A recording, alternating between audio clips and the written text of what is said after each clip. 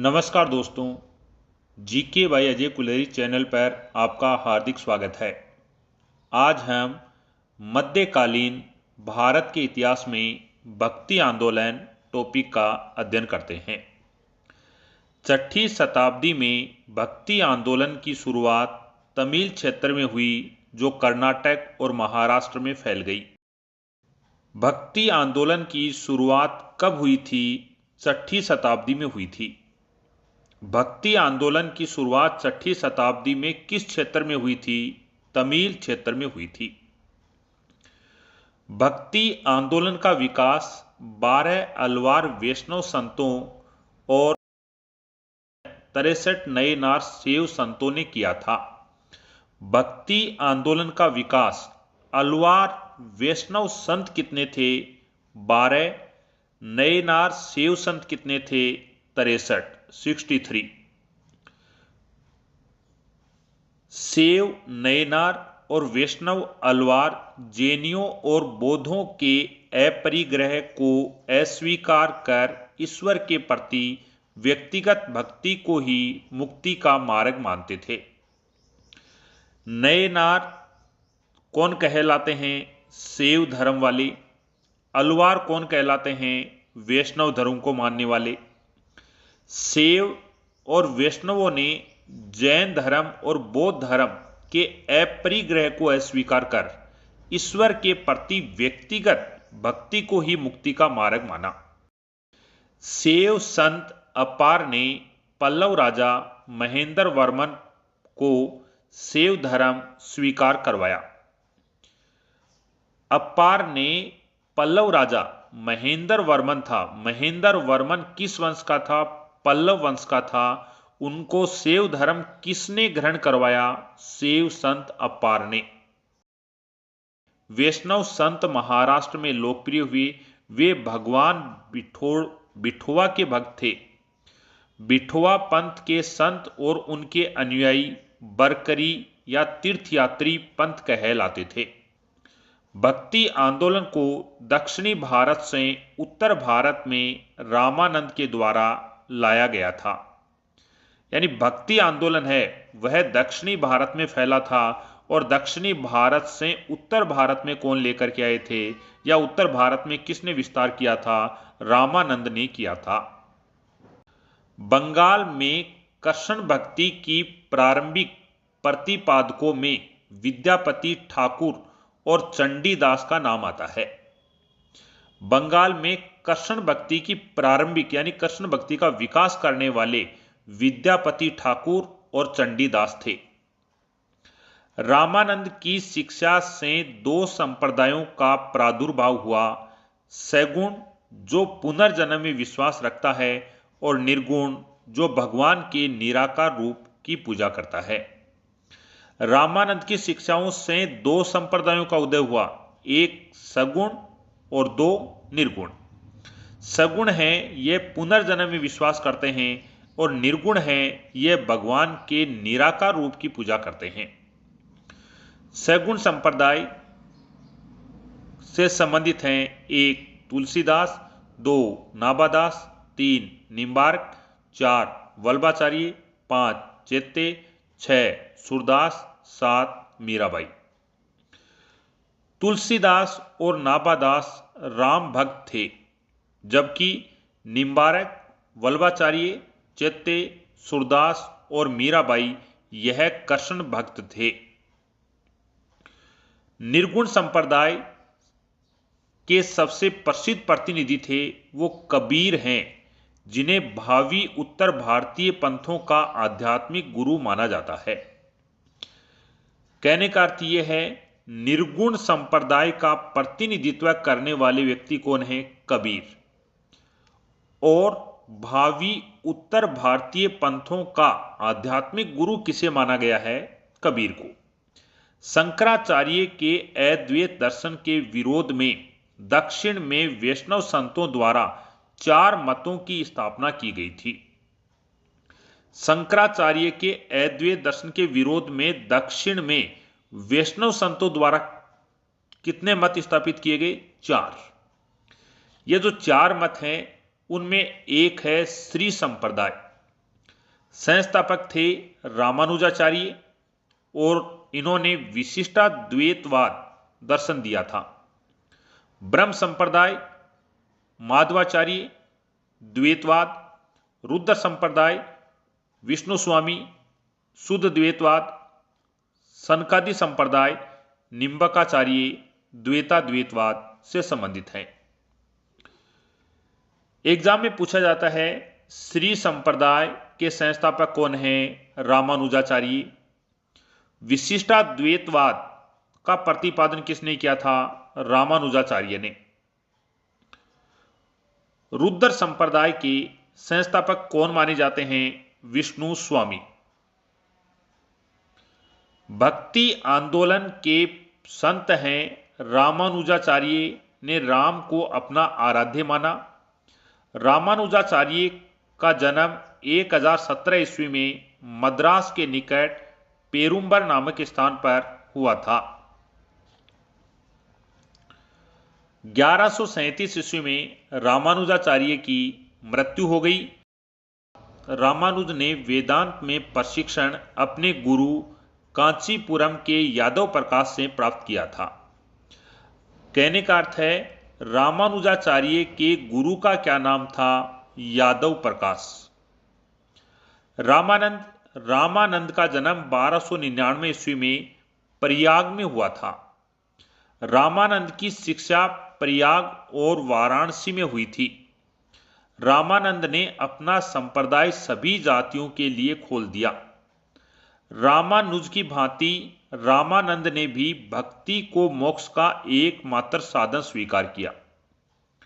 कहने का अर्थ यह है भक्ति को मोक्ष का एकमात्र साधन स्वीकार करने वाले रामानुज और रामानंद हैं। रामानंद ने मर्यादा पुरुषोत्तम राम एवं सीता की आराधना को समाज के समक्ष रखा। रामानंद के 12 शिष्यों में 2 स्त्रियां थीं जिनका नाम है पद्मावती और सुरसरी। इनके प्रमुख शिष्य हैं रैदास जो हरिजन जाति के थे, कबीर, जुलाहा, धन्ना, जाट, सेना, नाई, पीपा, राजपूत, संथना, कसाई यह रामानंद के शिष्य थे। कबीर की बात करते हैं। कबीर का जन्म 1398 ईस्वी में वाराणसी में एक विधवा ब्राह्मणी के गर्भ से हुआ था। लोक लज्जा के भय से उसने नवजात शिशु को वाराणसी के लहर तारा के पास एक तालाब के समीप छोड़ दिया था। जुलाहा नीरू और उसकी पत्नी नीमा ने इस नवजात शिशु को अपने घर ले गए। इस बालक का नाम कबीर रखा गया और कबीर का विवाह लोई से हुआ था। निर्गुण भक्ति धारा से जुड़े कबीर ऐसे प्रथम भक्त हैं जिन्होंने संत होने के बाद भी पूर्णतः गृहस्थ जीवन का निर्वाह किया। कबीर के उपदेश शब्द सिखों के आदि ग्रंथ में संग्रहित हैं। कबीर की वाणी का संग्रह बीजक नाम से प्रसिद्ध है। बीजक का संकलन कबीर के शिष्य धर्मदास के द्वारा किया गया था। बीजक के 3 भाग हैं, रमेनी, शब्द, सांखी। बीजक की भाषा को सदुकड़ी कहा गया है। बीजक में ब्रज भाषा, अवधी एवं राजस्थानी भाषा के शब्द पाए जाते हैं। कबीर दास की मृत्यु 1518 ईस्वी में मगहर में हुई थी। कबीर सुल्तान सिकंदर लोदी के समकालीन थे।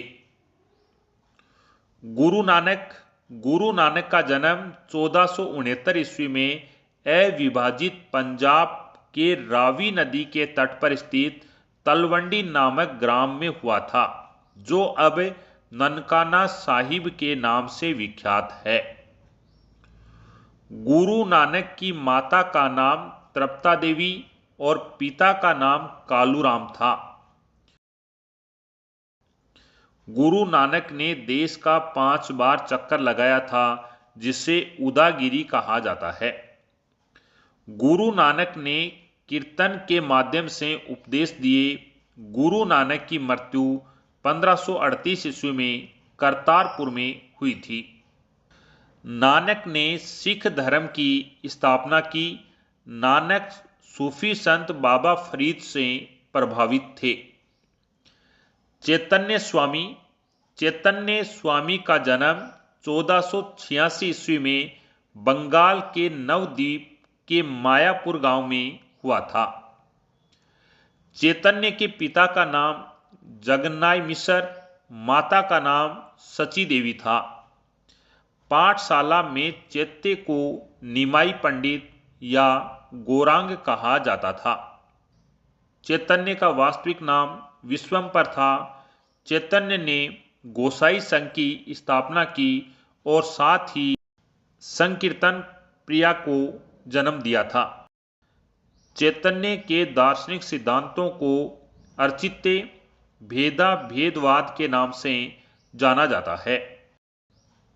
1510 ईस्वी में केशव भारती नामक सन्यासी ने चैतन्य महाप्रभु को सन्यास की दीक्षा दी। सन्यासी बनने के बाद बंगाल छोड़कर पुरी उड़ीसा चले गए, जहां चैतन्य महाप्रभु ने 2 दशक तक भगवान जगन्नाथ की उपासना की थी। चैतन्य महाप्रभु की मृत्यु 1533 ईस्वी में हुई थी।